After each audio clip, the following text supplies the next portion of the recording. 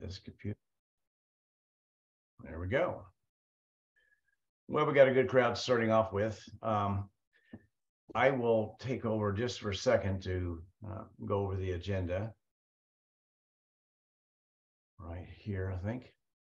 Can you see the agenda? Yes. Good. Yes. All right.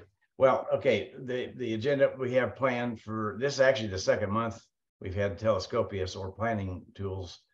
We didn't get time to it last month. So, and as you know, I've been looking for someone to lead the discussion, and had this crazy idea of what would be neat if I can get Sebastian to do it for us. And he was gracious enough to say yes. So I'm going to turn over to him just a second. But we got a couple other items that we want to get to tonight at the end. Steve's got a short discussion, and Michael Lewis has got an announcement he wants to do for our group. So without any further ado, if I can figure out how to stop sharing, I'm going to turn over to Sebastian Garcia, who is the creator of Telescopius. And I certainly really appreciate you taking the time to join us this evening and showing off your wares there. And so I'm turning it. Okay, you should be able to have control. Okay. Hi, everyone. Thank you for inviting me. Can you hear me? Yes. Everything okay? Yeah, okay.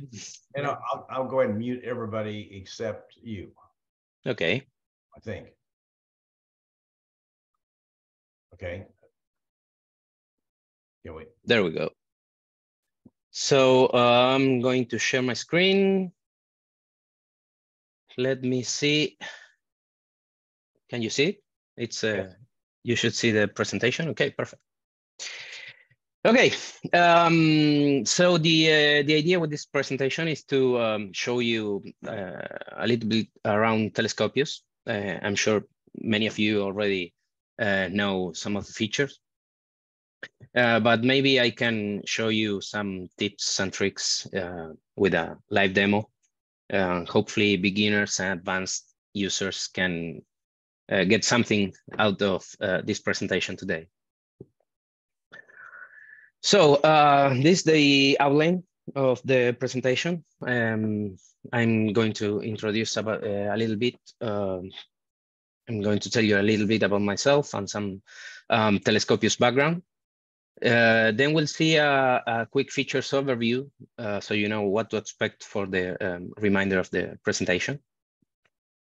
Then the core of this talk will be showing you Telescopius in action, a live demo, showing you some tips along the way. And then I'll be closing with a rather nerdy slide about the technology that's being used and just for fun, and what you can expect in terms of features and improvements in the coming months. So I'm Sebastian Garcia. I'm from Buenos Aires, Argentina. It's you can see that's quite south. I studied computer science. I always coded for a living. I've been always a programmer. I wore a lot of different hats in the programming industry, from bear programmer and then to tech lead, manager, research and development director. But nowadays I'm trying to focus on Telescopius, covering all the different aspects of it. Well, I always liked photography in general, but and astronomy in general. But 13 years ago, I kind of mixed up everything.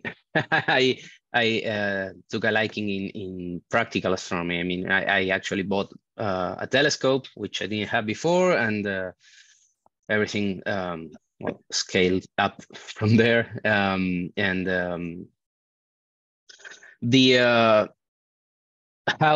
did this start? So 13 years ago, with my recently acquired telescope, I thought it would be great to have a tool to search for deep sky objects using different criteria. I was particularly interested in knowing which targets would stay high in the sky enough time to get the subs I wanted. So in other words, for example, I wanted to find which galaxies from my location would reach at least, let's say 40, 50 degrees up in the sky and stay above that minimum altitude I could arbitrarily select for, say, 2 hours, 3 hours, 4 hours. So I could get enough decent subs. And I couldn't find any free software which would do this. The free part was important to me because I was just starting. I wasn't ready to pay a lot of money for any astronomy software. I was just a beginner. And but well, being a programmer, I searched online for some decent deep sky objects database. I was so to give you an idea of how beginner I was. I didn't know there were catalogs, you know, the NGC, IC, Messier.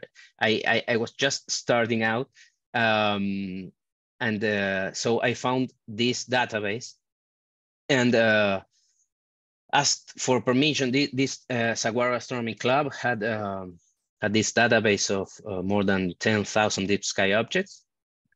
I asked for permission to use it, and they kindly agreed. And so that's when Telescopius was born, with a different name. Maybe many of you remember it. It was called Deep Sky Objects Browser. Yep. It was very specific for the single task that it was prepared to do. That was filtering down that database and displaying just some of them according to the criteria we would select. And this was the only page of the initial website. It was just this weird looking form where you would set your local coordinates, the time, and you can, if you pay attention to this, can you see my mouse moving over the screen? Yes, okay. Yes, we can. Yeah, okay, perfect. So this box here is the key I was looking for in different software, and to be able to set the minimum altitude and the duration. Okay, so this just for fun. This is quite ugly. This is what Telescopius now is looking like right now. I was able to actually recover this screenshot from the from a web archive. I didn't have it. So that's it about the history about Telescopius. I won't go into much more detail. If you want later, you can ask me anything. But moving on to what Telescopius is today, it's basically a web application built around planning your astrophotography sessions, and well, not necessarily astrophotography, visual astronomy as well. And we also have some astrophotography social features, meaning you can share your astrophotography pretty much like in AstroBeam or any other image sharing software. Like it, save it to your favorites, comment it, etc. So you can save your different observatory settings.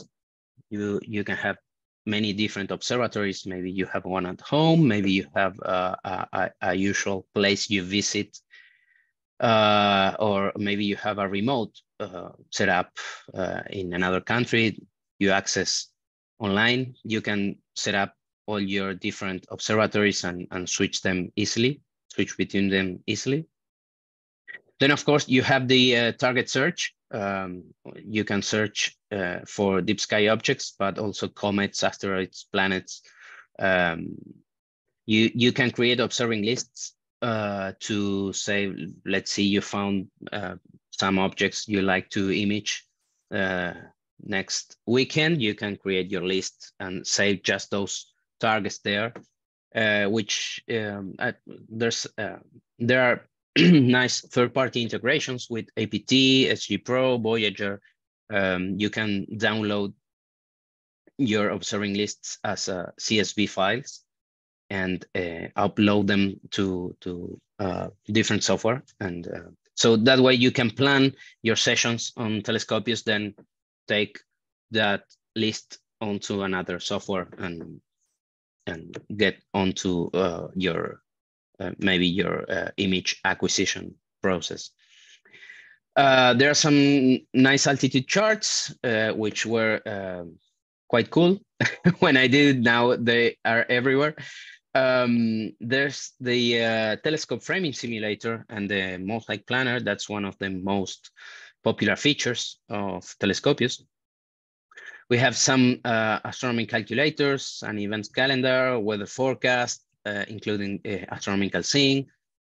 And you can, if you register with your email, if you sign up as a, I mean, if you don't use Telescopius anonymously, but you create a user, you sign up, you can get target suggestions automatically once a month before the new month. You can even select some targets so you can be reminded when the time of year comes to observe them at the right altitude for your locations, which happens only once per year per object, right? So that's a cool feature. Maybe you realize you want to image some galaxy that will be at its prime, let's say next November. Okay, so you can just click a toggle there, and you'll get a reminder. I don't remember exactly 1 week before or sometime before. I don't remember the exact timing, but that's a pretty cool feature. And well, we have the astrophotography community with social network features. So as you can see, the website grew into much more than just a target finder. That's why a couple of years ago, I finally pulled the trigger and renamed the whole site to Telescopius. It was just, it wasn't a deep sky objects browser or finder anymore. It now has a lot of interesting features, and hopefully we'll keep on growing and adding more. Well, I'll talk about that later. So generally speaking, Telescopius now is about helping people to practice and spread astronomy as much as possible. So you can expect Telescopius to grow around that mission. Okay, so before I continue, I will show you a live demo. I mean, before I continue with the presentation itself, the slides, I have just a few more slides after this. The most important part, I think, is the live demo and some tips.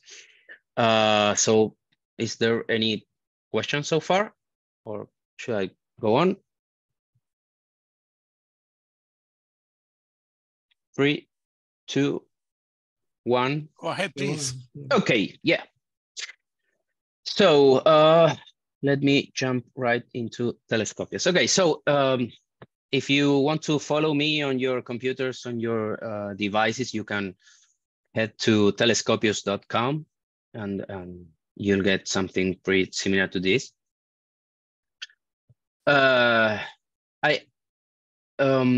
The first thing I want to show you is that this is a website, and we usually associate websites with desktop computers or laptops. It's actually built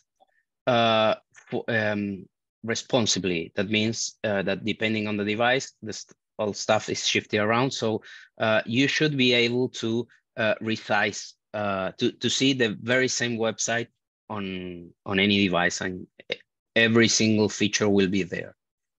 Let me just show you very quickly with the, this is the simulator. This is not something you are expected to do. I'm just showing you how it will look on a mobile phone, right? So for example, the sidebar you were seeing before, it's hidden here, but it's there. You have the main menus here, and that's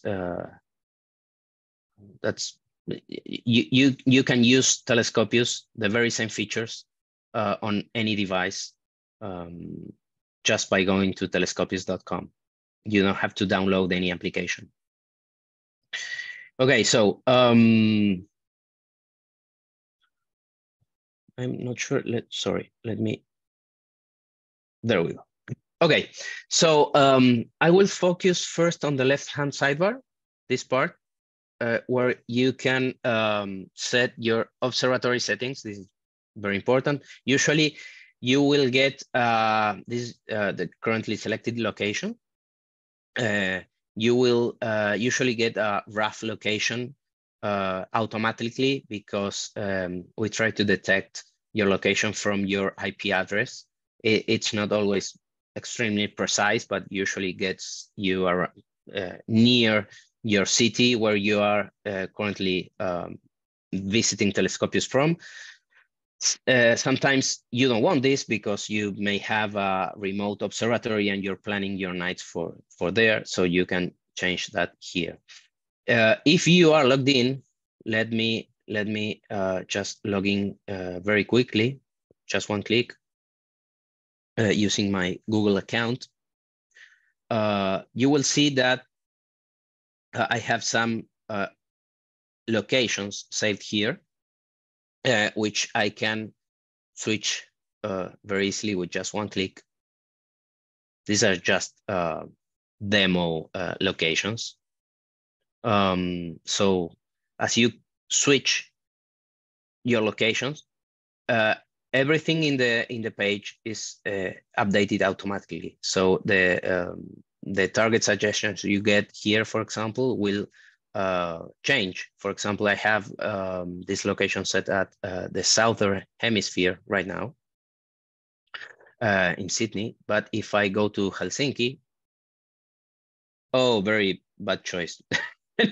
We are in the summer solstice in the northern hemisphere, so there's no night at Helsinki right now. Let's try New Mexico here. There we go. So the suggestions change. You can see in the altitude charts, this dark part is the night, so you can easily see how if I change from New Mexico to let's say Sydney, how the night is much bigger and much longer in the southern hemisphere right now. And of course, you can change the date for your next session. It defaults to today, but you can plan 1 month in advance, or maybe next year, you name it. So these are the observatory settings then. You have some information about the moon. If you click here, you will see the moon calendar. You have the daylight for your location, information about the different nights, sunrises and sunsets. And you also have some weather information, some quick weather information for, as you can see here, this is the average weather for this night. You can see there will be, we'll see some clouds and the scene will be generally good. But if you want, you can go to the 7-day hourly forecast and get a detailed We start forecast. using Telescopius every day now. Bear in mind, this won't take the clouds away. It will tell you that it will be cloudy. But there you go. So you can, this was color coded, so you can easily find good spots during the night for astronomy. So let me see if I find some clouds everywhere. So for example, here you have the darkness of the sky, and here you don't have clouds. The moon is not above the horizon. The scene is not very good. So and the wind is good. So basically, you want to find spots in this chart where the whole vertical section highlighted here is as dark as possible in all lines. Let me see some other examples. So in this case, we have these 4 bars, which are dark here, but it's the middle of the day. There we go. So maybe here you have a good window, a good opportunity if you are in New Mexico, between, let's say, 1 a.m. Between 1 a.m. and 4 a.m. you will have pretty decent conditions to do whatever you want. Sorry? I wanted to ask a question. Yes. Where are you getting your seeing information? That's from Meteo Blue. This service, they have a comprehensive weather service for many different kind of usages. I found they have a seeing feed, which I consume together with other information, and also I merge the information from Meteo Blue with information that's coming from Apple Weather, and well, I kind of take an average of those 2 services. Specifically, the seeing comes only from Meteo Blue. It's a paid service. But well, Telescopius is free, so you don't have to pay anything for this. I pay Meteo Blue to get this information. So there you go. Yeah, thank you for that. Do they have transparency as well? That's a good question. I'm not sure. Let me just write that down. Something to think about. But yeah, I will just note that down because if they have, that would be a great idea to add it. Thank you. No, thank you. Yeah, suggestions are very welcome. Now or later, I get tons of suggestions via email using the contact form here. Maybe through the forum as well. We have a forum which is meant to post different kind of questions, and there are some usage guides there as well, or some specific topics to discuss some questions. But what we'll not get into the forum right now. Maybe later during the Q&A if you want, but that's not in the plan right now. Okay, so we have the weather box. Well, I'm used to Celsius, but you guys probably want Fahrenheit, so just click the unit here, and you'll see the wind is in miles per hour, and temperatures are in Fahrenheit. A simple click in the temperature unit, and you're good to go. Okay, so let's go back to the homepage. whenever you visit Telescopius, whether it's your first time or not, if you're logged in or not, you'll get the first box will be just a set of suggestions for tonight. You can select different kind of deep sky objects here, but these are just examples. It's not really meant to plan a whole night using this. You can, if you are interested in, let's say, finding galaxies, you can either go down here and find more objects sorted by magnitude, size, rise, transit. If you click any of these, it will actually take you to here. It's to targets deep sky. It's the same. If you click on targets deep sky, you will go to the main planning feature of the site. That's searching the 16,000 targets database. But if you click down here, you will go to the same page, but already filtered by whatever is selected here. Let's say galaxies, sorted by size. So if I click here, I'm seeing galaxies by size, right? So you can see there are more than 7,000 objects sorted by size. Of course, the biggest one is M31. So what can you do with the so many objects? Of course, you'll want to narrow this down. So in this search parameters box, you can tweak many different settings. For example, if you're planning to go out, the default is the default viewing time or viewing window is basically the astronomical night. It's between the astronomical sunset and the astronomical sunrise. But you can change this to the civil night, or maybe you will go out later, so you just set 1 a.m. to 4 a.m. You can see how the targets we are getting are less and less.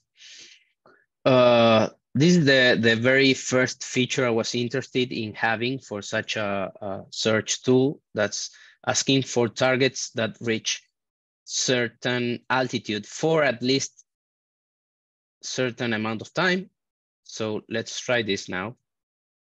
You can see this green dashed line here. That's the minimum altitude set here. So let's set that to 50 degrees maybe. And I want galaxies staying above 50 degrees for at least 2 hours, so I can have enough subs. And now we have 400 objects. That's more manageable. Usually you'll also want to filter by size, because depending on your current setup. So maybe you have a short focal length, so you need big targets. So let's ask for at least, I don't know, 5 arguments. I have a question. I'm using Firefox, and the pop-ups appear and disappear immediately. They don't stay. Is that a known issue, or? Which pop-up? When you click, for example, at least 30 minutes, it just appears for 1 second and then disappears, so I cannot adjust it. Oh, no, I didn't know that. Let's see. We can check that live. Yeah, this maybe what I'm doing. Sorry. I can't see my screen. You can see Firefox right now. I'm not sure if I'm sure. Okay. That is Firefox, yes. Okay, so this one, you see? You say? Okay. So it seems to be working right now. Okay, we can, if you want, you'll have my contact information later. You can, we can chat about this specific issue later if you want. I don't have any problem. Thank you. Yeah, no problem. Okay, so let me get back. Damn, where did you go here? Okay, can you see the three objects now? Yes, we're good. Yes. Okay, so this, okay, what I've done here was just tweaking the search parameters just quite randomly to show you how you can do this. And this way you got 3 possible galaxies, at least 5 arc minutes wide, staying above 50 degrees in altitude for at least 2 hours. And that's what you want, right? In this case, from 1 a.m. to 4 a.m. You can see that in the charts, as I said, the green dashed line shows your minimum altitude. So you can see how these objects stay above that line for at least 2 hours between 1 a.m. and 4 a.m. This is just a visual confirmation of the settings we used here. Okay, so well, the filters you set here are saved across sessions as convenience. If you close the website and come back again, you have the same filter set. One of the things I'm planning to do here is be able to save your favorite searches, so you can repeat your favorite searches time and again in the coming months, and you don't have to reset everything here all the time. That's hopefully coming soon. And well, I didn't talk much about the results you get, the format here. You have the well, the name, what kind of object you get here, the name.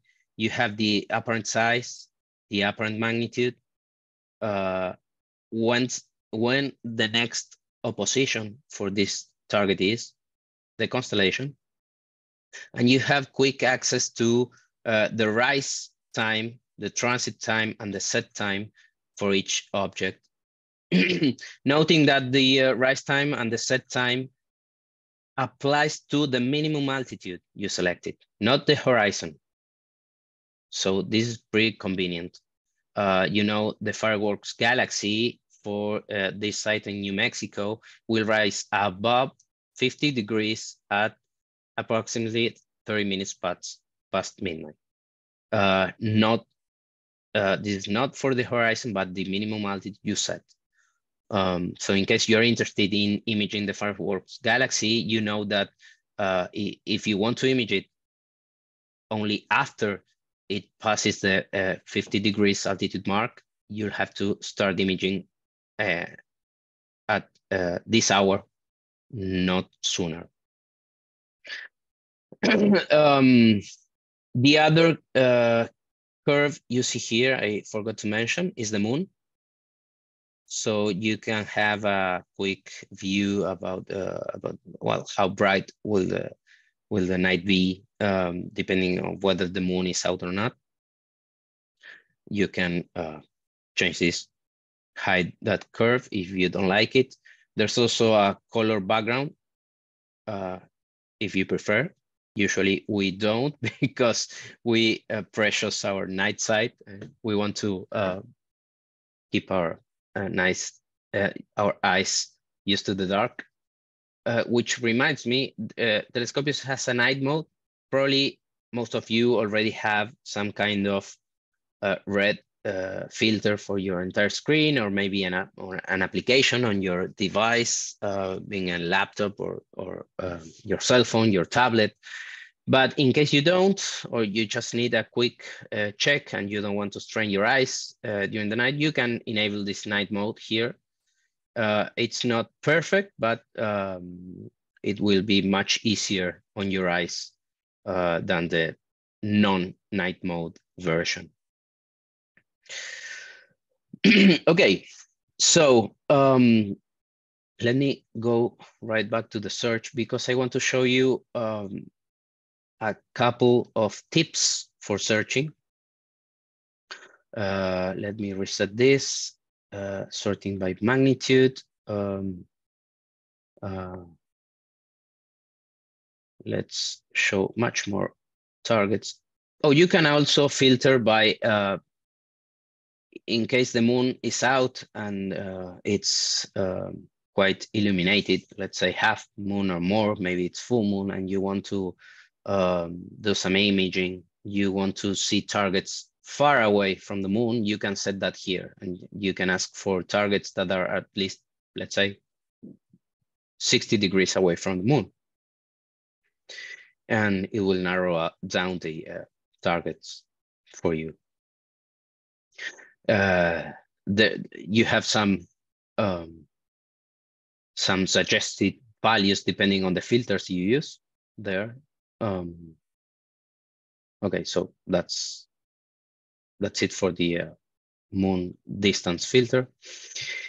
And the other thing I wanted to show you here is a couple of tips to how can you find targets if you don't have the whole celestial sky, the whole sphere available to you. Let's say you have you're limited to viewing only the south or only the north side of the sphere. So one thing you can do to limit the north-south parts of the hemisphere is consider that above your location, above your head, the declination for the objects passing right above your head matches your latitude, right?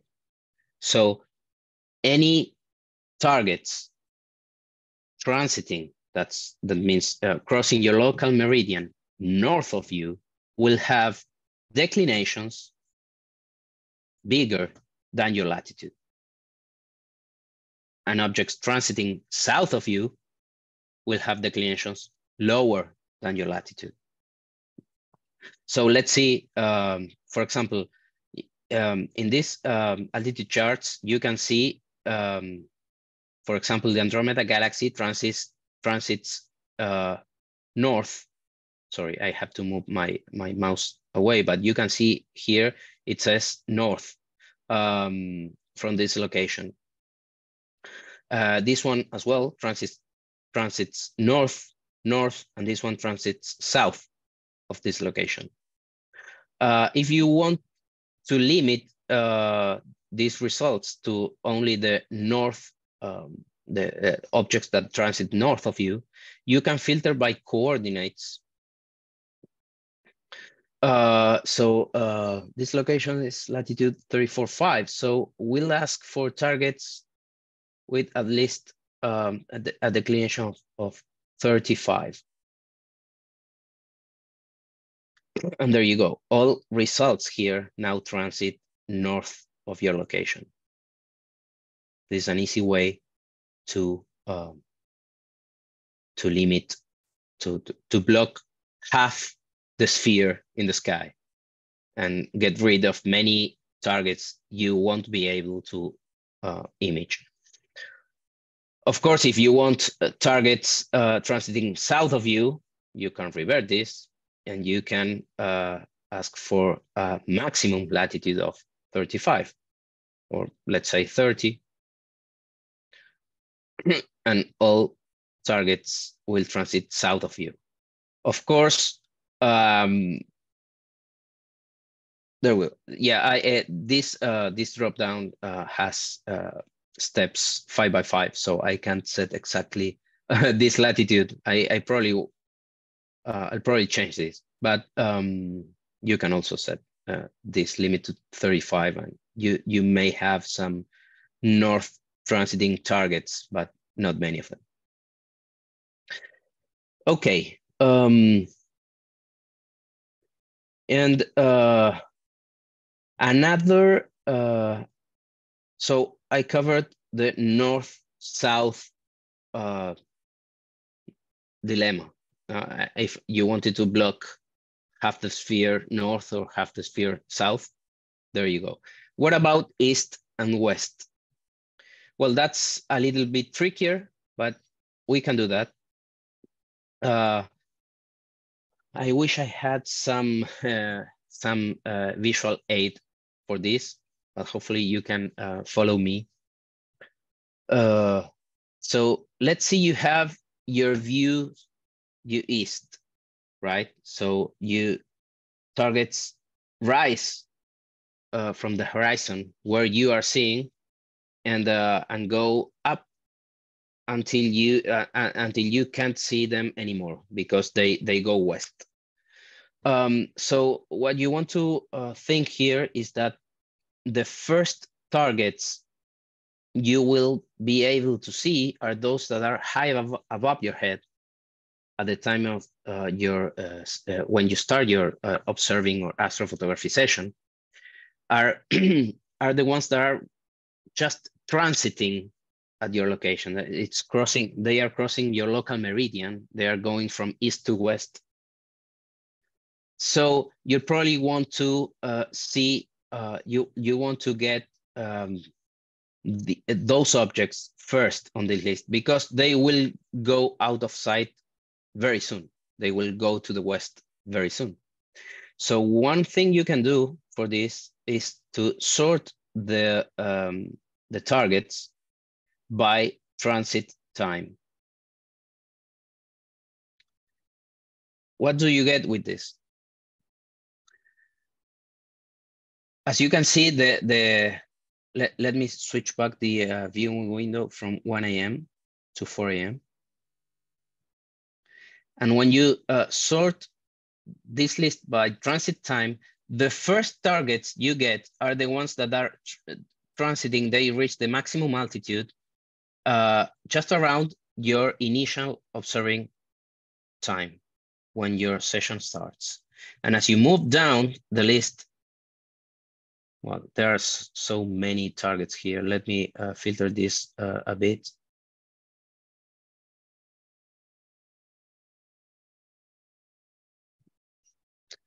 There we go. So as you move down the list, you will see that the transit time starts to move further away from your initial time. We're missing some pictures here. This is a known bag. I have to fix that. But I'm showing you the transit time. As you can see, as we move down the list, the transit time increases. So if you are interested in seeing objects that, let's say, galaxies that are, if you have your view limited to the east and you want to catch galaxies that are going to the west right now, you want to sort by transit time, and you'll get those objects first in the list. And as you move down, you will get objects that are rising from the horizon later. I hope that's somewhat clear. In case we can come back to this if it wasn't, but basically, if you want to see objects to the east, you'll want to filter by transit time and focus on those appearing first in the list, because those are the ones that will be hidden to the west sooner. Similarly, if you want to see objects west of you instead of east,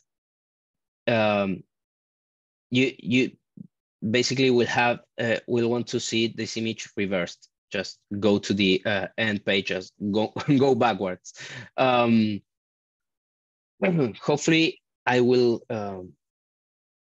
add some simplified. I have on the roadmap some simplified search parameters box to help users find the objects they want more easily. in these cases. There's also the idea of being able to upload an image, you know, like you upload to Stellarium, for example, with your horizon, where you can block certain parts of the sky, and so Telescopius would be able to show you only the objects that are not hidden by your local trees or buildings, etc. That's down the road. I haven't started with that yet, but hopefully I will be able to simplify this a little bit. But I didn't want to leave this page without telling you how you can actually use this to see which target you can see north or south or east or west. That's maybe it's you have to play a little bit with the search parameters, but you can do that. So another thing you can do in this page is to make the most out of our limited time in the field. You can also find which objects are set below the horizon first, right? So maybe you want to do a Messier marathon or not, or you just have a set of targets you want to view or image on a particular night. Of course, you want to focus on those setting down the horizon or your local altitude, your local minimum altitude first. So you can also sort these results set by set time, right? So you can focus on those objects setting down first. Everything, of course, considering your filters. You will always get only the objects matching your filter. So we are sorting by set time, but we get objects visible from 1 a.m. to 4 a.m., rising at least 30 degrees for at least 30 minutes in this case, sorted by set time, down our minimum altitude. That's 30 degrees in this case, right? So in this case, we are focusing on objects setting down our specified minimum altitude first. That way you can make the most out of your night in case you want to see many objects on any given night. And there's another, just to finish with this page, there's another interesting sorting criteria, that's next opposition. So maybe you reached a result that you like with X number of objects, and you can sort by next opposition, which is shown here. It's easier to see on some targets than others, but this is pretty handy to quickly see which targets are coming soon to your location. The transit is coming soon, so you can plan a night to get a lot of subs around the transit time on those nights. Okay, so what can you do with this? You have a lot of targets. Well, you can add the targets you like to your observing lists, right? So let me.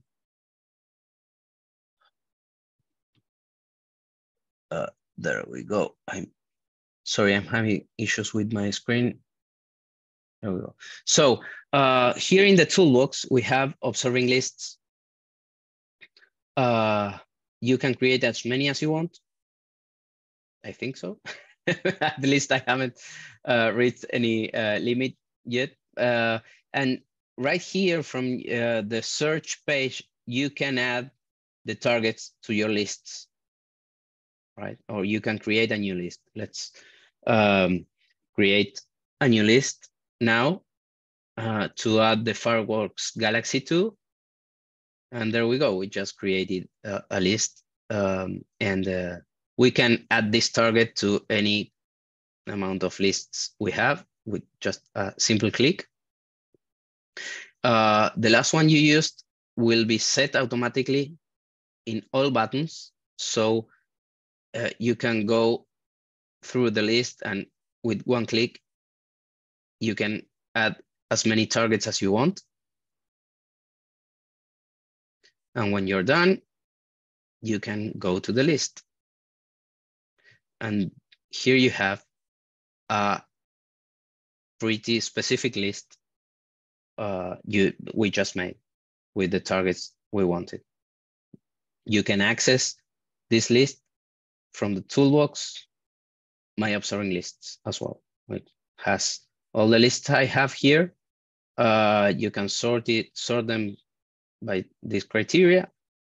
And when you go to the list, you can do many different things, rename, delete, clear, etc. You can download it as a CSV file. So you'll have the information of each one of the targets, the coordinates, the times, etc. So you can have that information offline if you want. You can also import those lists, these lists into different software like APT, the Sequence Generator Pro, or Voyager. And you can also switch the view, because here we are seeing the daily altitude chart, as we've seen so far in every page.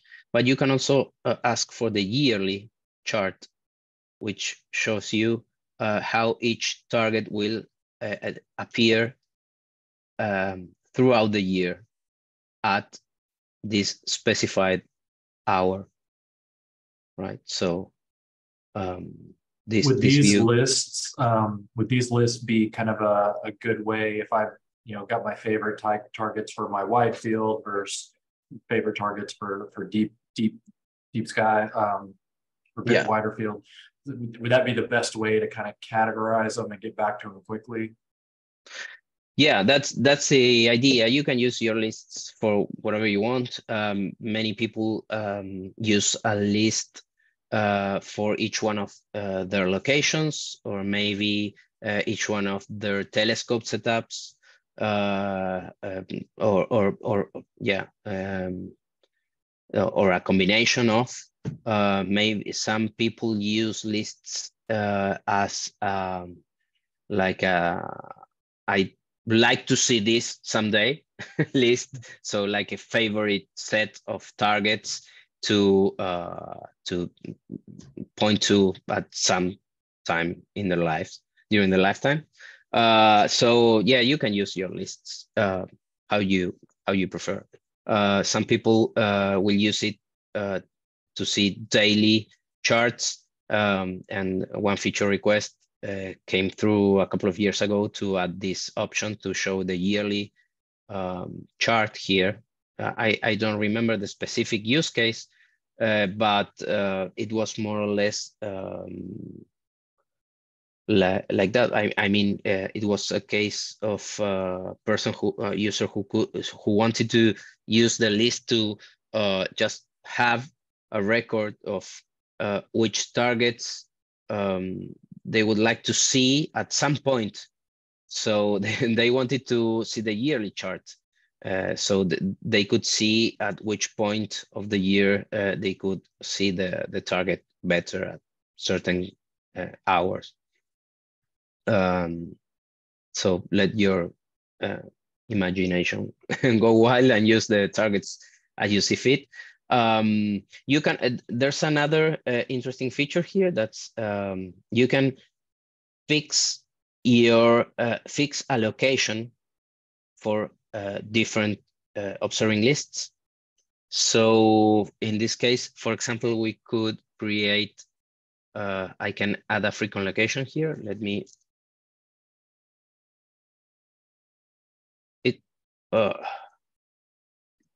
It's Tennessee, right? Memphis, Tennessee? Yes. Okay. Yeah. Interesting to Okay. see. So I've just added this location. As you can see, the charts will update automatically when I switch locations. But maybe that's not what you want, because some people use observing lists for specific locations. So maybe you create the allocation for, I don't know, a telescope you have there or whatever.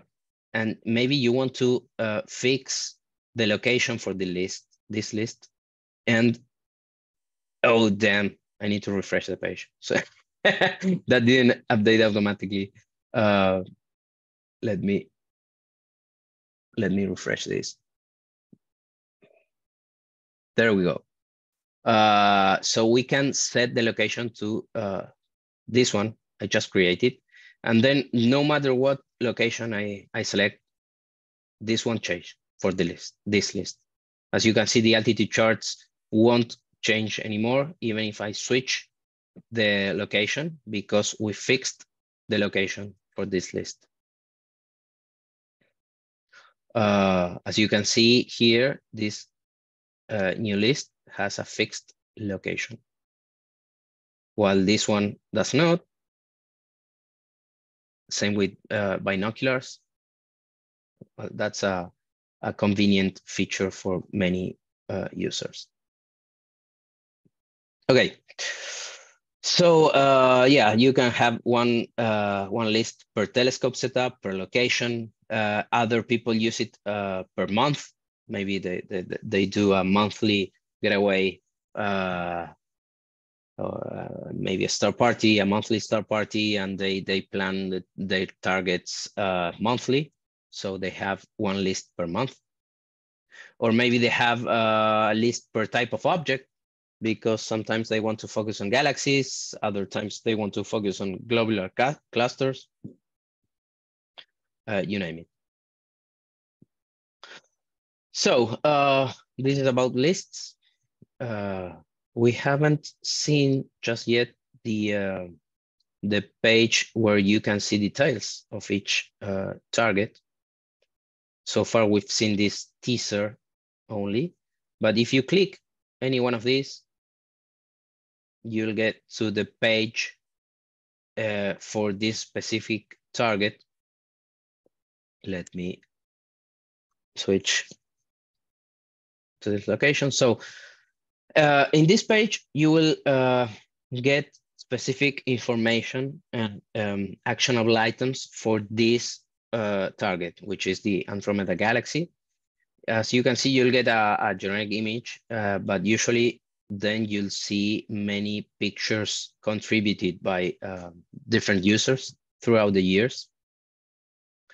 If you click see all, you'll see images of Andromeda Galaxy, all of them. This is just a small subset. We can click here and come back right away. But this is just a quick way to check images for any kind of target you are currently checking. So I'm going back now. You have the observing lists here as well, just for convenience. You can set an integration with Stellarium. So you can just with one click open this target in a Stellarium. Some of you probably use Stellarium to control your telescopes, so this is a very convenient feature. You have some help here with how to configure this. It's basically enabling the remote control plugin for Telescopius and following some instructions. I won't go into these details right now, but no, you can do that. A convenient function, a convenient button to upload some astrophotography for this target. And this, what I mentioned before, a yearly reminder. Maybe you've seen this target and you want to image it at some point, but you found that let's say you usually image targets at 1 a.m. and you find that it's best seen at 1 a.m. October the 2nd. So, okay, I can set a yearly reminder with just one click, and you'll get an email reminding you to check this object. I believe it's 1 week before the your selected hour, which is configured in your personal preferences. But this is a nice feature. I like it very much. Many users decide to use this feature to get reminders throughout the year, which happens only once per year per target. So it's not like getting an email every week or anything like that.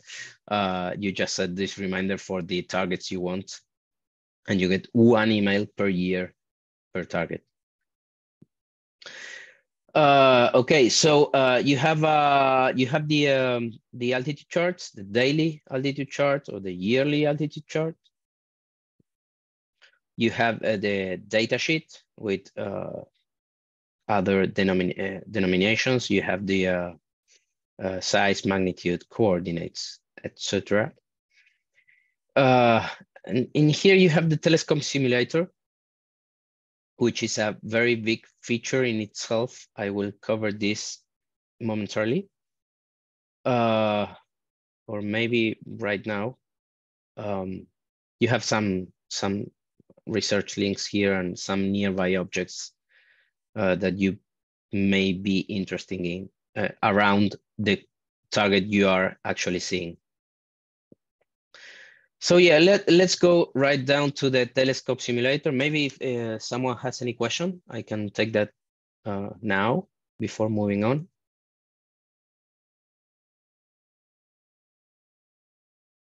Okay, let's go on. So the telescope simulator is based on this. Let me click here. It's based on Aladdin Sky Atlas. They have an Aladdin Light solution that runs on your browser. So it's basically like, well, Google Maps, but for the sky. And Telescopius was built over this Aladdin, this framing simulator. So this is basically a tool to help you frame your shots using your equipment if you are doing astrophotography, or you can also check how your eyepieces will work for this specific target. I have set here a very long focal length. Let me just adjust. There we go. Let's say you have a 25mm eyepiece and on a telescope with a 750mm focal length. This is pretty much how you would see Andromeda Galaxy with that setup. You can even compare with other field of views, because each eyepiece has a very specific field of view. So if you toggle this, you can get a sense of the field of view you would get with different eyepieces. At this point, let me just move out of this page, because we are seeing the telescope simulator centered on the Andromeda Galaxy. But I want to show the simulator on a bigger screen and for different objects. So let me go to the toolbox, telescope simulator. This just very quickly, if you are on a target page and you see the telescope simulator, it will always be centered. Well, you can move it, but it will always be centered on that specific object. If you click on this crosshairs button, it would recenter the view on that object. But if you access the telescope simulator via the toolbox menu, you will get a much bigger view, and you will be able to switch targets using this same button. Specifically, we were seeing this field of view for the eyepieces. As you can see, you can check the different field of views much better on this larger screen. You can also click this full screen button and it will do what you expect. Just go full screen with just this tool. It will hide the rest of Telescopius away and you will only see the telescope simulator, which is quite handy. Let's stay in this view for now. And let's focus on this part here, my equipment. Using your equipment, you can simulate framings for astrophotography, your eyepieces, and binoculars. Binoculars is pretty much, this is it. It's not very interesting for this presentation, but you can do it. You can just set different field of views because each binocular has different field of views. It's not just the magnification, but the field of view. This is a framing simulator, so it's meant to show the part of the sky you will be able to see, not how big. And the most interesting part, probably for most of us here, is the astrophotography section, which lets you define your telescope, which you can use this link here, add remove, to add lenses or telescopes you have, so you can easily switch between them. So in this case, I have only one telescope set up here and then many lenses. If you have a zoom lens like this one, you will get two entries, one at the minimum focal length and the other one at the maximum focal length. So you can easily switch between the different options. You can set up your Barlow or reducer, of course, and you have the pretty much the same idea for your cameras. You can add or remove cameras. I only have set up here for demo purposes a reflex camera, but you can have any number of cameras here. You can change the sensor size, let's say 20 millimeters by 20 millimeters. You have the sensor resolution. You can simulate the cropping. If you may want to crop your picture afterwards, so you can simulate this. Let me switch the target just very quickly so we don't have this big bright spot here. Let's say, let's go very small. Let's use a Barlow here. Okay, so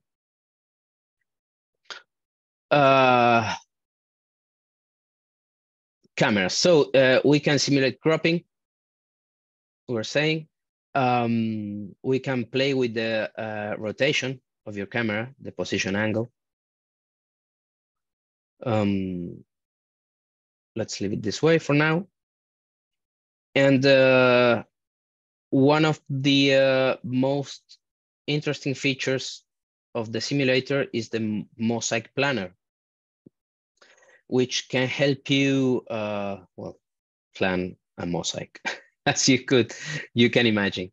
Let's go to M31, which is a big target to show you how this can be done. So with the current setup, we can't image Andromeda in its entirety. So we may want to plan a mosaic to get everything that we want. So let's go to the mosaic planner, and we can define the grid size. Maybe we want to create a 2x2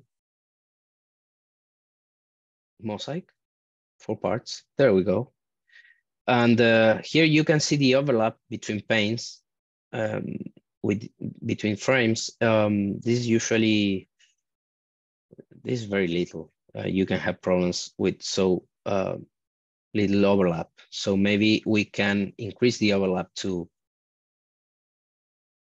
30%, 40%, whatever you feel comfortable with. Of course, as you increase the overlap, the total field of view reduces. So maybe you want to set some overlap and then realize you need more panes, a bigger grid size. So there you go. We go 3 by 3. And we have a decent amount of overlap. We with this specific setup, we would need 9 different panes or frames. And we may want to rotate this a little bit. So we can play with the whole mosaic, maybe to get the, well, in this case, being the sensor, I've set at 20 by 20, so it's a squared sensor. Maybe this rotation has more sense when you have rectangle sensors. There we go. Maybe we want to plan the mosaic like this. And as you can see, the external part of your framing is dimmed out. You can play with this. This is a recent feature. We can make everything bright or just hide everything. Hiding everything actually makes a big difference. I found it makes a big difference to make you realize how the final framing will look like. Well, in this case, you have the lines of the grid. Let me show you with just one pane the difference between one view and the other one. Maybe it's not quite evident what this will look like by seeing the whole map here, but when you go to the general settings and turn on the external dimming, look at how it changes. At least for me, and well, for many other people who told me about this feature, it makes a huge difference. You can see this final image here. It's quite different from seeing everything together, right? It gives you a more precise idea of what the final product, the final image will look like. Okay, so I almost forgot to mention in the mosaic settings, when you maybe you set up a 3 by 3 mosaic, here you have a list of all the different panes, of the coordinates of all the different panes, which you can download as a CSV file. And there you have it. You can just plan your imaging night or nights around each one of these panes. One very important thing to note here is that when you go, you point your telescope to high declinations, you may want to switch how this works a little bit. Let me show you exactly why. At this point, each one of these panes is let me undo the rotation. Each one of these panes, the top of each one of these planes is pointing north. The Andromeda Galaxy has a declination of about 40 degrees. So what I'm about to show you is not a big issue for Andromeda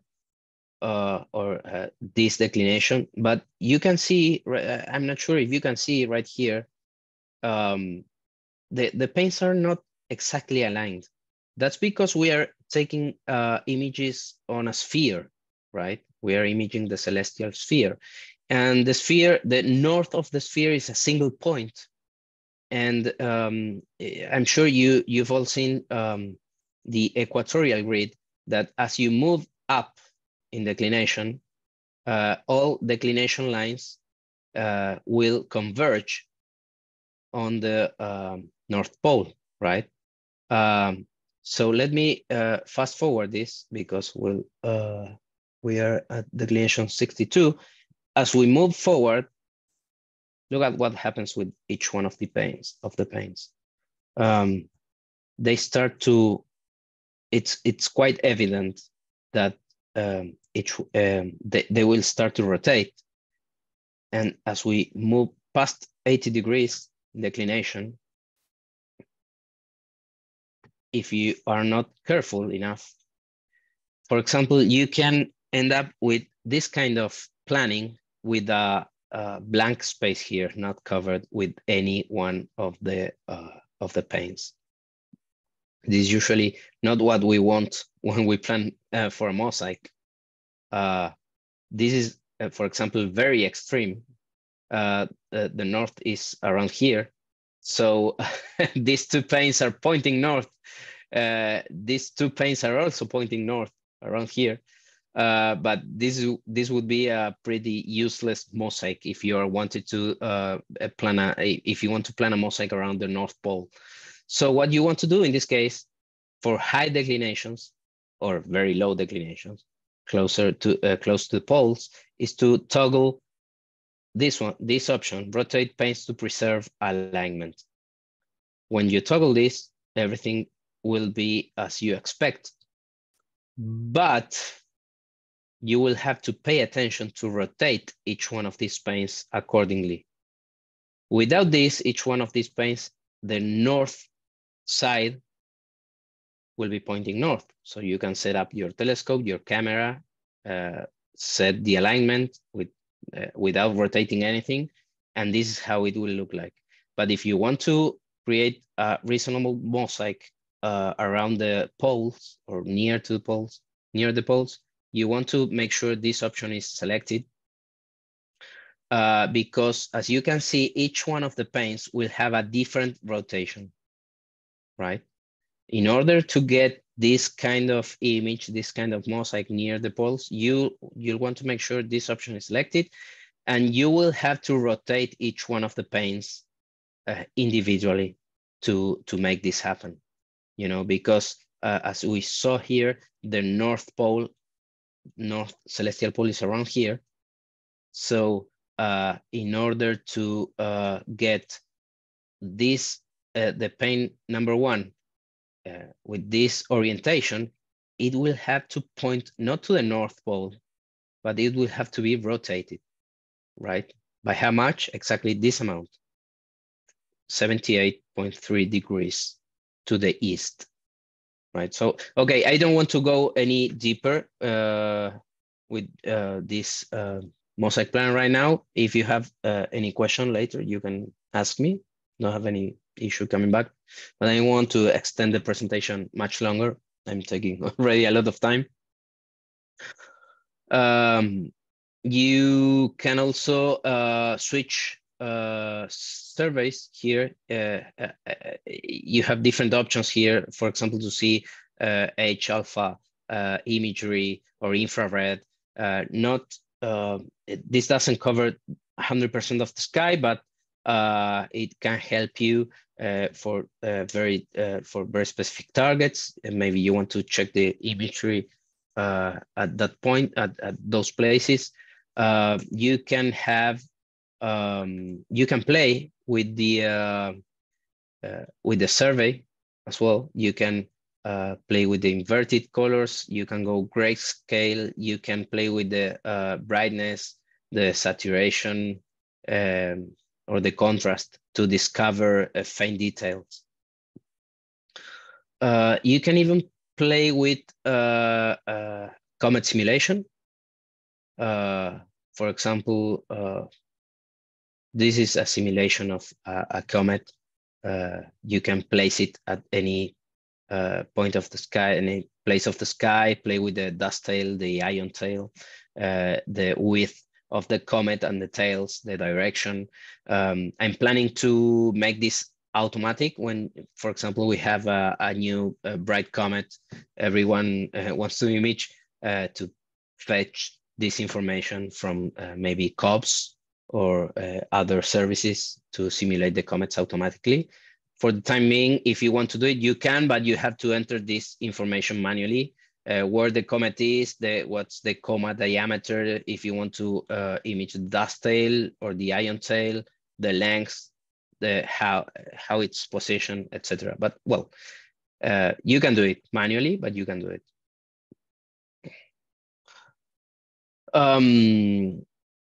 Okay, and I've already covered observing lists. Okay, I don't have much more to show you in detail right now. Other things I wanted to show you are the calculators. This pretty simple page where you can choose different kind of calculators. For example, for calculating pixel sizes, sensor resolution, for binocular eyepieces. You can compare how much light one telescope to other gathers. For example, a 300mm telescope gathers more than 2 times the light 200mm telescope. You can play with this. You can convert coordinates. You can find which constellation corresponds with each coordinate. Well, you can play with this later if you want. And last but not least, let me show you a little bit about the astrophotography section of the site, which is quite active. We have a pretty big astrophotography community on Telescopius. We have over 135,000 pictures uploaded. In here, if you go to the astrophotography menu, you can see you can upload your astrophotography. You can go to the gallery. This is the gallery, unfiltered gallery. You can see the latest uploads for all users. But you can also search for stuff you want. You can filter by object type. This is a free text input. For example, we can search for comets, love, joy. And there you have many pictures of this comet. As you can see, you can see still images, but also animated images. You can filter and see only those if you want. This is cool for Jupiter, for example. If you want to see only animated images of Jupiter. You can search for eclipse, trail, auroras, you name it. You can filter by plate salt pictures only. Of course, for Jupiter, there won't be many, especially if they are animated. Let me take this out. Only plate salt pictures. you can filter by telescope or lens, focal length, apertures, or which camera they used, or maybe the total integration time, in case you are interested in seeing what more data could bring to your pictures. We'll be adding more filters to this in the future,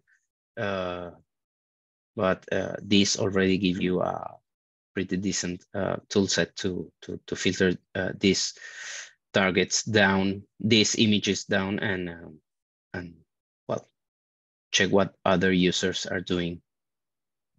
Yeah, that's very handy. I've never seen that before. That's fantastic. So before we shoot something at our focal length, we get to see what other people did. Yeah, it's excellent. Yeah, exactly. You can also filter by aperture.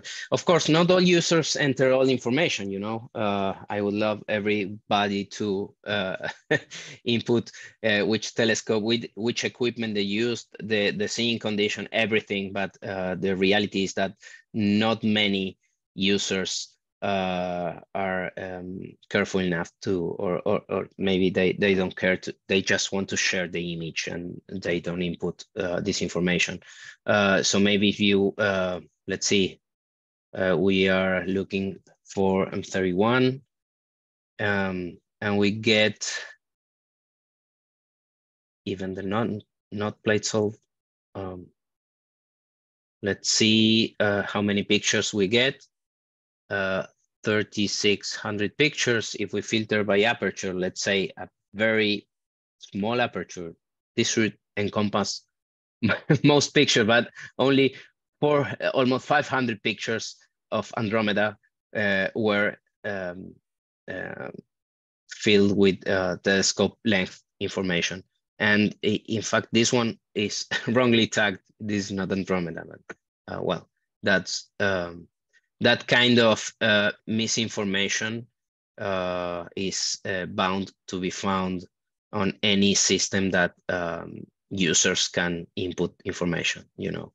But well, as you can see, most pictures are actually from Andromeda, and in all these cases, the aperture was is present on the picture page.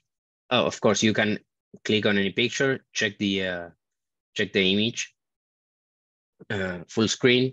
You can tweak it momentarily to check grayscale, inverted, annotated versions of the of this particular picture, and you can play with these levels, the brightness, saturation, or contrast.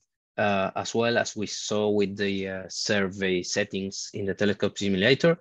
This one is particularly saturated, so maybe you want to dial it down a little bit, or maybe some other pictures aren't saturated enough and you want to bring up all the colors as possible, not to get a beautiful image, but just to discover what's there. If you push the saturation a lot, you can see all these gas clouds here that maybe it's difficult to see if you have less saturated image. So this is just to play momentarily with any picture. Of course, these changes aren't saved to neither this user's profile nor yours. This is just momentarily. You can copy a link to specific settings you are using for a picture, but unless you use this link, the next time you come to this picture, these settings are lost. This is just meant for you to inspect users' pictures momentarily and maybe find some specific details you're looking for. You can, of course, like pictures. You can add to your favorites, share, report. You can download all the different sizes that were automatically created for displaying this specific photography on Telescopius. This is the thumbnail, for example. That's why we have a very small image available here, because this is the picture thumbnail. And we have a full HD, Ultra HD, 4K resolution, and then the original resolution. You can also see the license. In this case, it's all rights reserved. So even if you can see the picture and you can download it as with any browser, even if you didn't have these links, you can easily download this image on any platform. You can take a screenshot and get the image. So I'm just telling this because many users told me they were worried because we made these links readily available here to download any version of any size of this picture, but that doesn't give you the right to use it anywhere. In fact, if you visit any website, even non-astrophotography websites, any photography website, any website showing pictures, copyrighted pictures, you can take a screenshot. You could use it, but that doesn't give you the right to use it. In this case, this user decided to set the license to copyright, so you can't use it, even if you want to download it.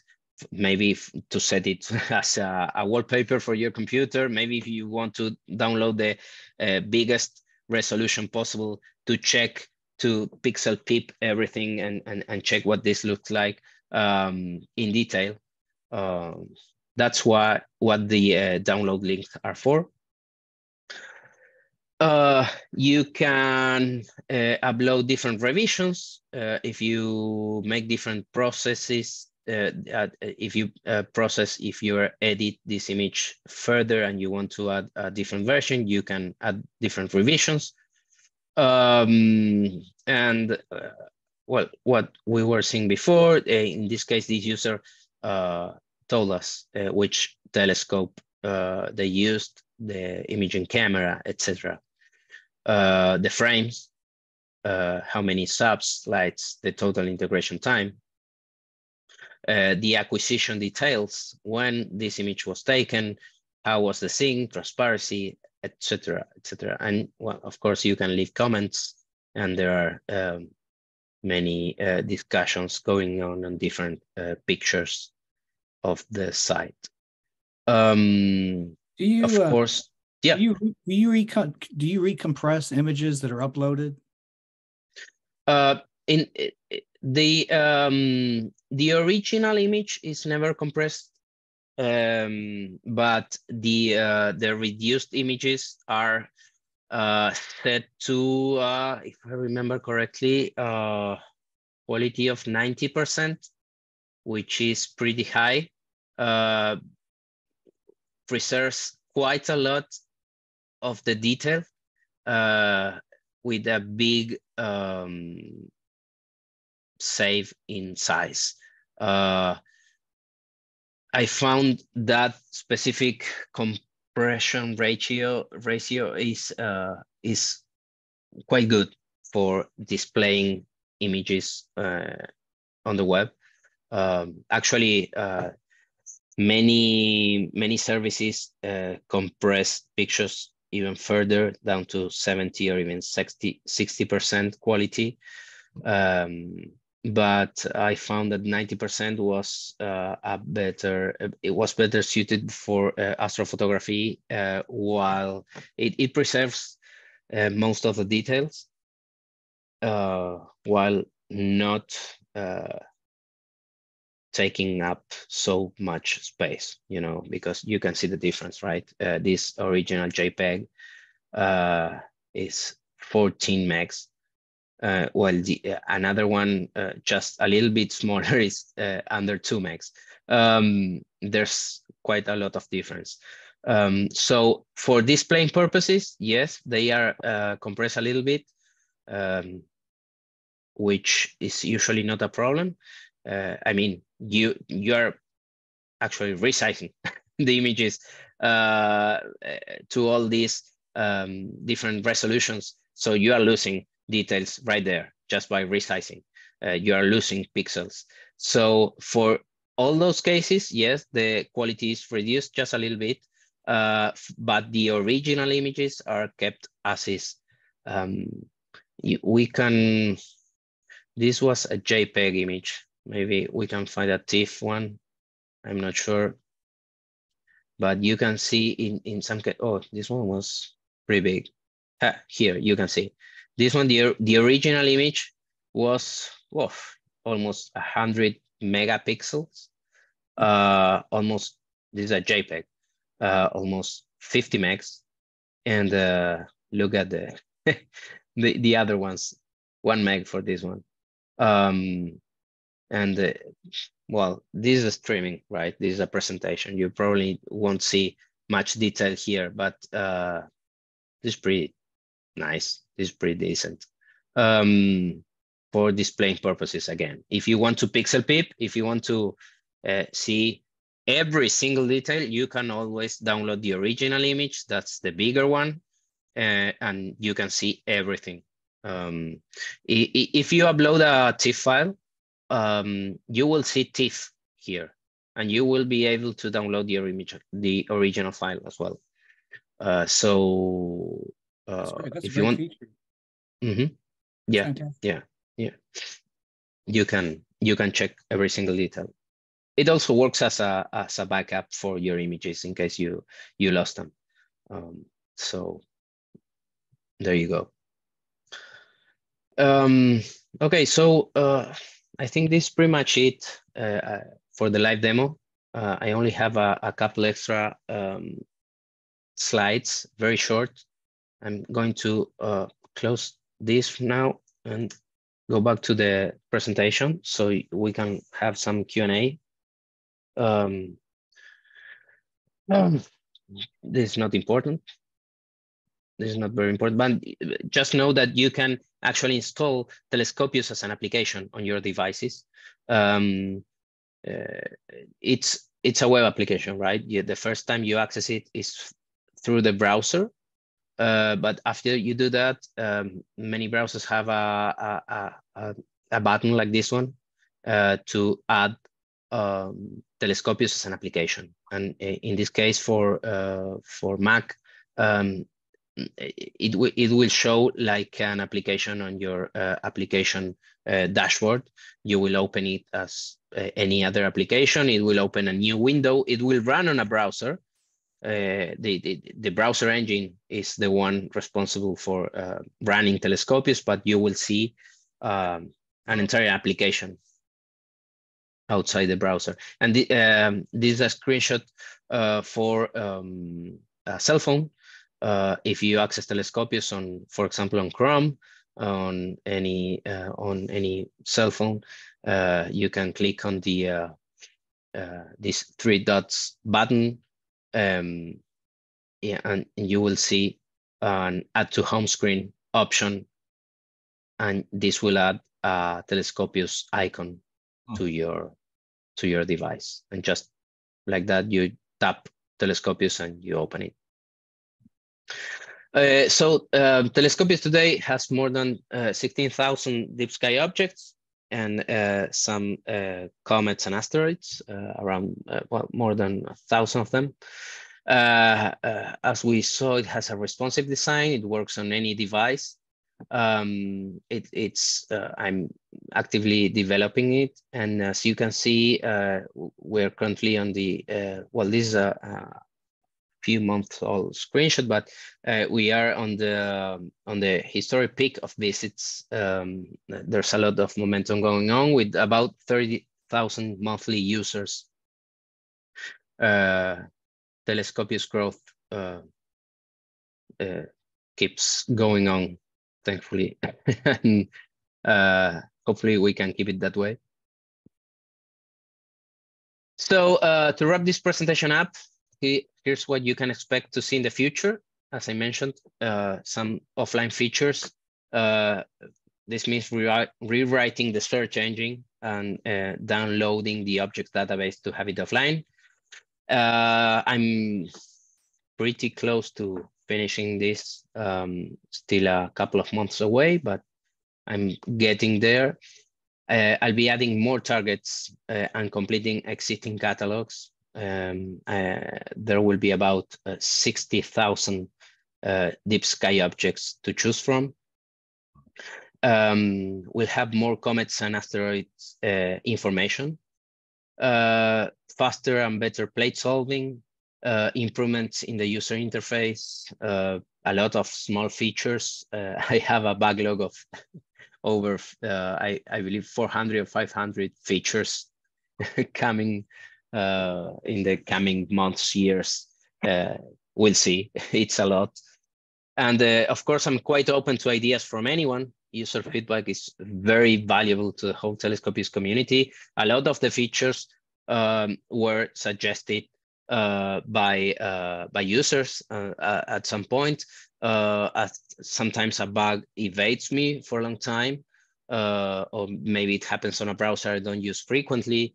If just one person tells me, I can fix it right away. So any help is appreciated. Don't be shy to send your messages either to the contact form at the bottom of any page on Telescopius. And I don't promise a quick answer to all messages. I sometimes take a while to answer, but so far I've been always able to reply all of them sooner or later. And okay, so that's pretty much it. I mean, Telescopius started as a simple search forum. It was very easy to host and maintain, but over the years, it has grown quite a lot, as you saw. I always focused on keeping it free. I'm really glad I can keep running the site for everyone around the world for free, especially for those who are just starting, like I was 13 years ago, or cannot afford expensive software, particularly here in Argentina. Getting to good telescopes and cameras and equipment in general, it's not easy, it's not cheap. Well, it's an expensive hobby everywhere in the world, but I know there are many places in the world where this is prohibitively expensive. So I'm really glad I can keep running the site for everyone around the world for free. But of course, it wouldn't really be possible to offer this without the support and sponsorship of some companies like iTelescope, which has a well, you probably know them. It has a network of observatories and telescopes, big telescopes around the world. You can rent their services. You can access their telescopes remotely. Insight Observatory, which has a similar service, and also they both have great sets of images to purchase right away without actually waiting for telescope time. Tolga Astro, and also the more than 500 monthly supporters through Patreon and PayPal. Also the one-time donors, which well, support Telescopius often.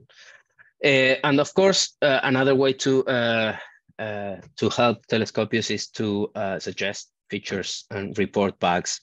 I mean, that's also a terrific contribution. As I said, many features came to life because someone suggested them at first. Of course, I have many good ideas, but sometimes the feedback proves very, very valuable. So I think that's pretty much it. Thank you again for inviting me.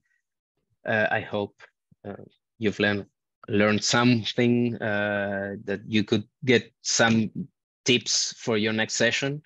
Well, I'm open for any question you may have. This was like drinking out of a fire hose. Yeah, sorry.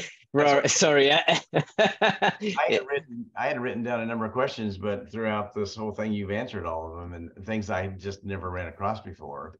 And so it's been extremely helpful for me. Anybody else want to hear that? Very helpful. Thank you.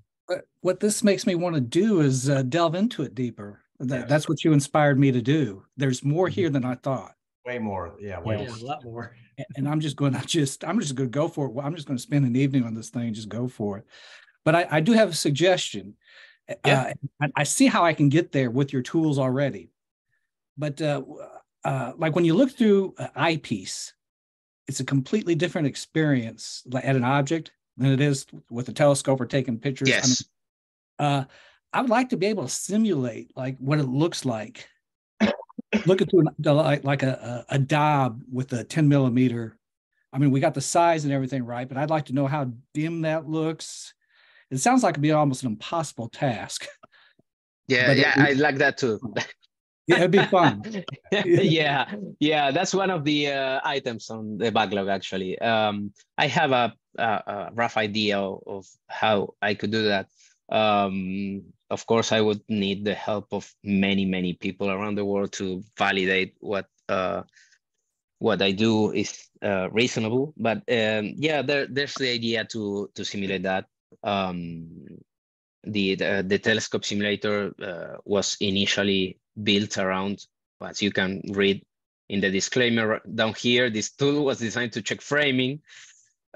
So yeah, that was the initial purpose, but I hope one day I can get around to simulating the actual view through an eyepiece and not just photographs. Yeah, it's quite challenging. Because it really depends on the telescope you're using, the eyepiece you're using, the conditions of the sky, transparency. So yeah, probably we'll have to have a panel where you can set all your options and get a rough. It also, of course, depends on your eyesight, right? So not all people see the same. That's what I'm saying. It's almost impossible to think of. Yeah, I mean, it's hard. Yeah, it's a hard problem to solve. But I will probably give it a try at least in the future, because that would be great. Even if you can at least have some rough idea. Of course, I won't get it perfect for everyone, but if you could have a rough idea, that would be awesome. Yeah. Mm-hmm. How big is your team, Sebastian? Do you really want to know? Yeah. Yeah. Good to hear. One. One, that's you. So you have no one to manage your backlog or anything, huh? Yeah. No. No testers? Yeah. No. Oh, wow. No. Everything. I'm currently migrating the whole computational libraries to JavaScript. I'm not sure how many of you know about coding, but basically what I'm doing is creating a new library to be used both in the backend and the front end. That means in the server and your browser, which is being thoroughly tested with unit tests, which means, for those who are not into the programming world, it basically means that I can run a single command on my computer and make sure everything that's tested, it's not broken. So that's one of the ways I make sure I don't break things when I change any. On your server, on your server side, are you using the PHP with MySQL? Is that?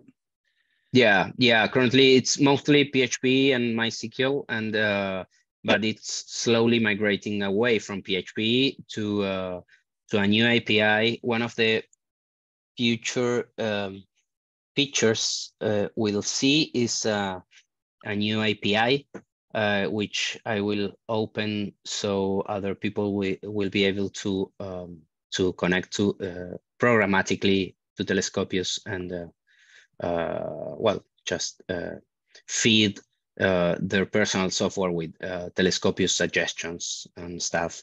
So I'm migrating everything from PHP. I don't want to to do anything else with PHP if possible.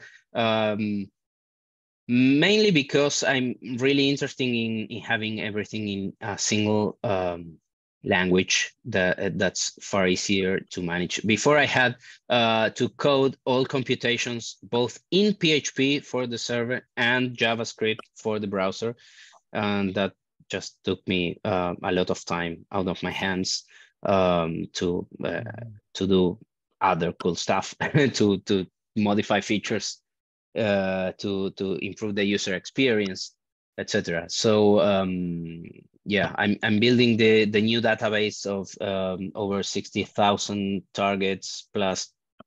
I'm also changing these days the comets and asteroids section, which we didn't see during the presentation, but here it is. It's pretty much the same as the deep sky section. You can set your search parameters and get different asteroids and comets here. Shortly I will introduce a new feature here that will let you see comet, well, the position of the comets of the asteroids in real time, and not just at midnight, which is what we are seeing here. This will be particularly useful for comets approaching the sun, which they when they are very active and they are changing coordinates very quickly. Maybe during the night they move several degrees across the sky.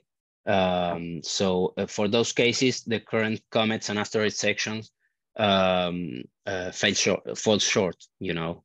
So I'm currently working on a new database for comets and asteroids, and I will be reworking shortly this part of the site, so you can see live trajectories of the different asteroids and comets. And afterwards, I will jump right into the deep sky objects database and change a lot. Most of this will work offline. You will be able to download the database to your browser and work offline. Cool. Okay, a couple more minutes before we close up here. Any other questions? No. Well, Sebastian, this has been fabulous. I very much appreciate you taking the time to do so. Got lucky and got a hold of you, and I put a plug in. His Patreon thing it's easy, couple bucks a month. It helps out. He does it for free to the world, but you know it's such a great tool that we all ought to consider doing that. Well, thank you. Yeah, if you find Telescopius useful, that would be great. That would be awesome. Yeah, it's as I said initially, this was a very simple form. It was very easy to host, maintain, and pay for. Now it's quite expensive. A lot of the actual expenses come from hosting and serving all these astrophotographies. A lot of people come to Telescopius for the astrophotography section, not so much the planning. Others use the planning, but not the astrophotography section. Others use both. But in any case, yeah, if you find Telescopius useful at any rate for any particular feature you like, others use the telescope simulator only. Yeah, any kind of contribution would be awesome, and it's really appreciated. Right. How do we get that information? Is it on your website? It's on the page. Yeah, actually, well, I'm logged in. Let me log out, and I will show you. You get here a link inviting you to donate. After you donate, I usually flag your user account, so all advertisements are hidden for you. That's why while I was logged in, we didn't see this. But even if you are a patron already and you have and all this is hidden for you, there's a link down here. Here, sponsor. No, help with a donation. Here you have another link. Okay. You can click here and help with a donation. There are monthly donations through Patreon or PayPal. Some people subscribe through Patreon or PayPal. You can enter any amount you want, from $1 to anything. Some people choose to support Telescopius yearly. Maybe they make a $10, $20, $50 year donation, or just donate one time. So there you go. Yeah, that's the link to help. Perfect. Good. Okay. Well, Sebastian, you can just stick around for a few more minutes before we finish up tonight, if you want to, or you can sign off and we'll you let us know what you want to do, because we want to. Okay. Want to thank you. Clap one more time for you doing this. Appreciate it.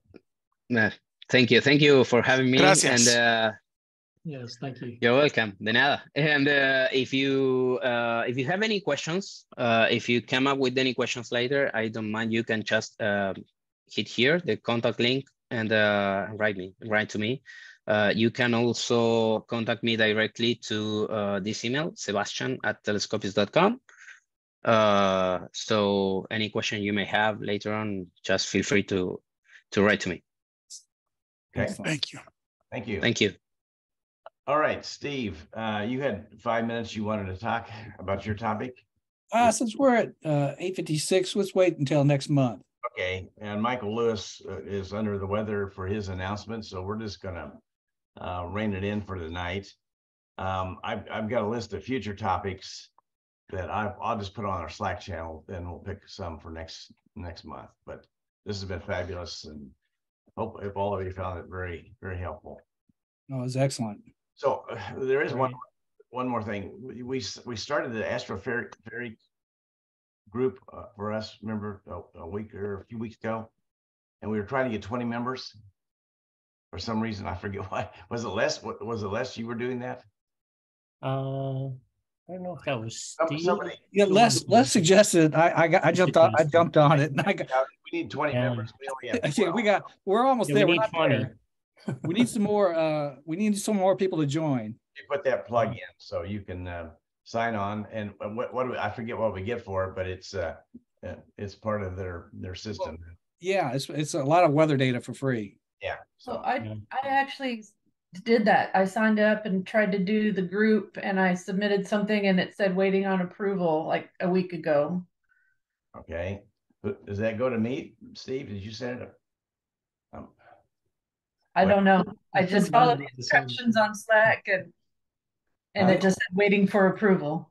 Okay. I think they told me that we got to get 20 members. Yeah. So, well, we'll check into that, but just a reminder that we'll get some additional weather. Plus, they told me I got to put something on our homepage, which I did. Yeah. So okay. So okay, guys, this is good meeting, and I'm gonna stop the recording now if I can find.